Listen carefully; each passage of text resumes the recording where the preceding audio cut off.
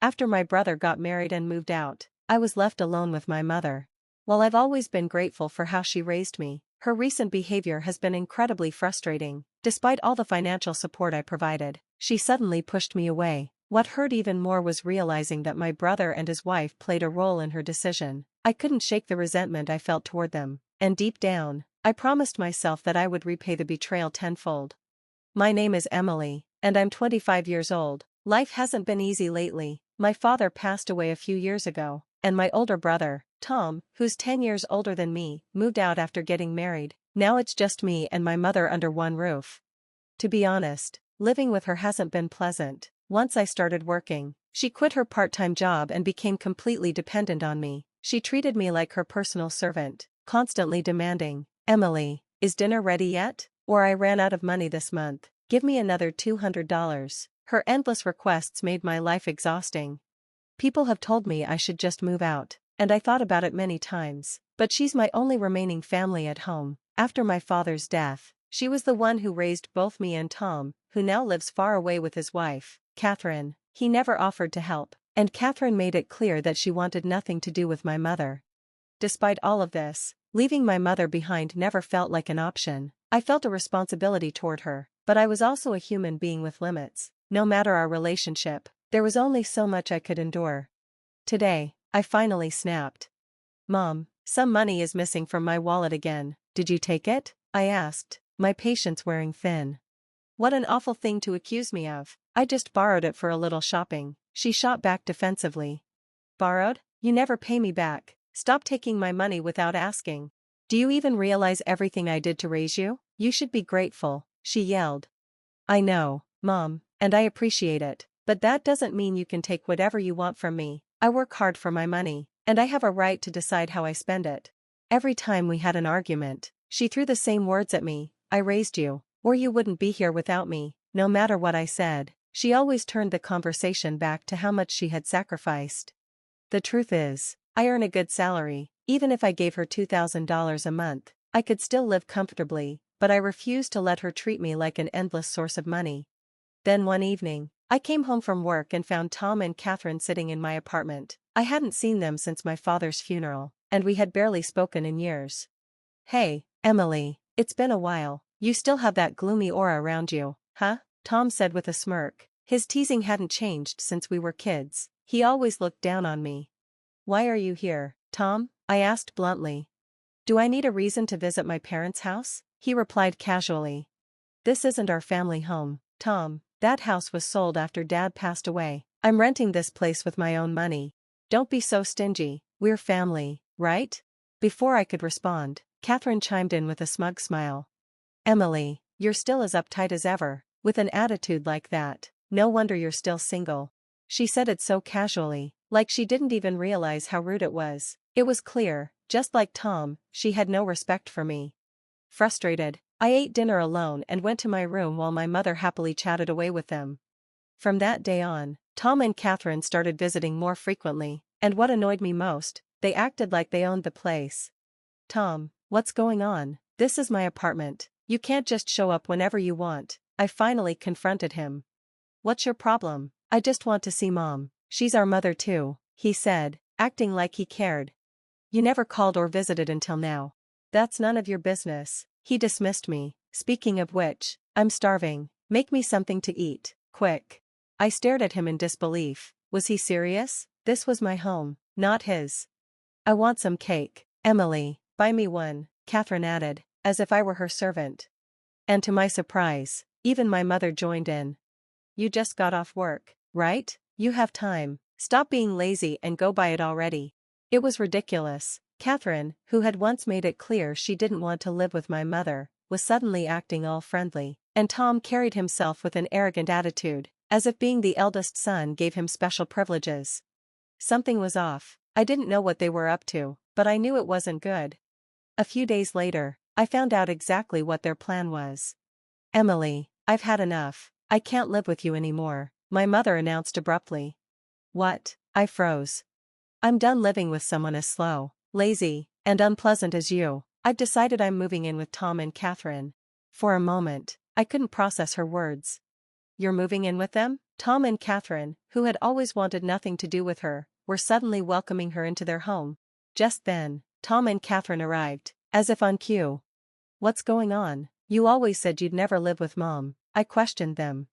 "What's the big deal?" Tom smirked. "It's natural for the eldest son to take care of his mother, isn't it?" "Yeah, Emily, what's your problem? If you don't want to live with Mom, why should it bother you that we're taking her in?" Catherine added. Their sudden change in attitude didn't make sense. "Why now?" I demanded. "You're so annoying." Tom rolled his eyes. "Mom's coming with us. We don't need you anymore, just leave." "Leave?" I repeated, stunned. After everything, they were just throwing me away. 4 years, I had been the one taking care of our mother while they ignored her, and now that it suited them, they wanted to swoop in and take control. That's when I realized this wasn't about family, it was about something else entirely. And in that moment, whatever love I had left for my mother completely vanished. After everything I had done for my mother, the financial support, the care, the sacrifices, how could she turn on me like this? In that moment, whatever love I had left for her vanished completely, but this would be the last time they got to look down on me. A week from now, they would regret ever betraying me. I was already planning my revenge. "Fine, I'll leave right now," I said firmly, looking straight at my mother, brother, and his wife. They exchanged smug glances before my brother spoke. "Wow, Emily, you're actually leaving. Mom, you must be thrilled," he sneered. "I couldn't be happier," my mother gushed. "Now I can finally live with Tom and Catherine. I feel like I'm on top of the world. From now on, I'll be taking care of Mom." "Thanks, Tom," she added with a sweet smile. "And I'm so glad I get to live with my dear mother-in-law now," Catherine chimed in. The three of them carried on, laughing and patting themselves on the back as if they had won. I had to fight back the urge to laugh. They had no idea what was coming, but for my plan to work, I had to act as if I was completely defeated. From that day forward, my brother and his wife practically moved into my apartment. As for me, they acted like I was invisible, as if I didn't even exist. That suited me just fine. It gave me the freedom to prepare for my departure without any interference. The day I moved out, a week later, my moving day had finally arrived. As I stepped out of my room, Tom smirked. "Well, Emily, today's the day. We'll be taking care of Mom from now on, so you can live your life without any worries." "Thanks, I'll leave her in your hands," I replied coolly. Something about my calm tone seemed to bother him, but he didn't say anything. Then my mother approached me. "I hope you find a husband soon, Emily," she said mockingly. "It would be a real shame if you stayed single forever. People would call you a loser, you know." Tom and Catherine burst into laughter. I simply smiled.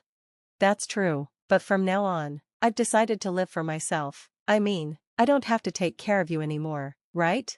My mother's smile faltered. "Just shut up and leave already. I never asked you to take care of me in the first place," she snapped.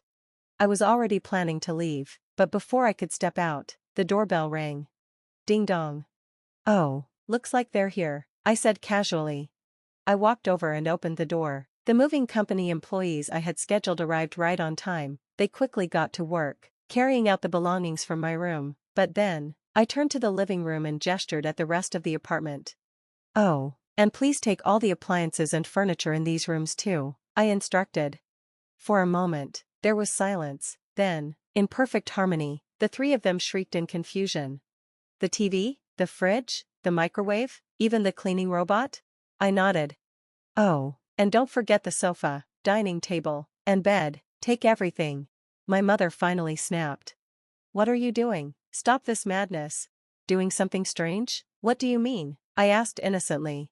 "Don't play dumb, you can't just take everything. Are you insane?" she shrieked. Tom, his face turning red with rage, stormed up to me. "Listen to Mom, how do you expect us to live without furniture and appliances? You can't take everything, leave them here and just go." I sighed. They really had no idea, did they?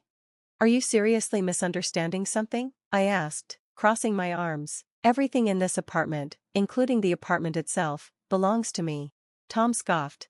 "This is Mom's place." "You're lying. All the furniture and appliances were bought using Dad's inheritance, weren't they?" "Ah, just as I thought." He was convinced that my mother had inherited a large sum from my father and had been supporting herself. He truly believed she had financed everything here. "Tom, you're mistaken. I bought everything in this apartment with my own money. In fact, I've been giving Mom $2,200 a month to support her. Liar, you just want to live with Mom, don't you? You're trying to steal Dad's inheritance, he shouted. I let out a laugh. Huh? What are you talking about? Mom spent Dad's inheritance a long time ago. Tom froze. His face went pale as he slowly turned to look at our mother. She was staring at the ground, her expression completely drained of color. Mom, please tell me she's lying. You told us you bought all the appliances here, Tom said, his voice shaking. I just wanted to look good, she admitted weakly. Huh? What does that even mean? Tom roared.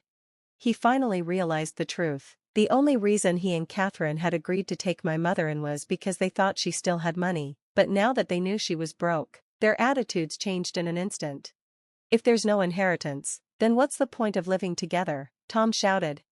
Wait, didn't you say you'd take care of me because you're the eldest son? My mother asked, stunned. Tom scoffed. I was just being nice, I lied so we could live together.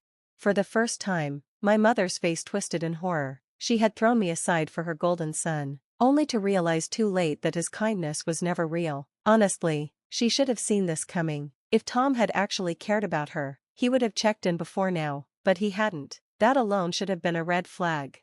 As I watched them crumble, Catherine suddenly perked up, as if she had a bright idea. I've got it. Emily should just live with us again. Tom and my mother immediately latched onto the idea. That's right, Emily, come back, we're family after all. Yes, Emily, I really do need you, Tom added. I laughed in their faces. Are you joking? Why would I ever live with trash like you? From now on, I'm living for myself. What happens to you all, that's none of my concern. Go ahead and ruin your lives together. The three of them collapsed onto the floor, completely drained of energy. Their eyes were hollow with despair. I turned toward the door. Goodbye, dearest family. With that, I shut the door behind me. In 2 weeks, the lease on the apartment under my name would expire. They would be evicted, but that was no longer my problem.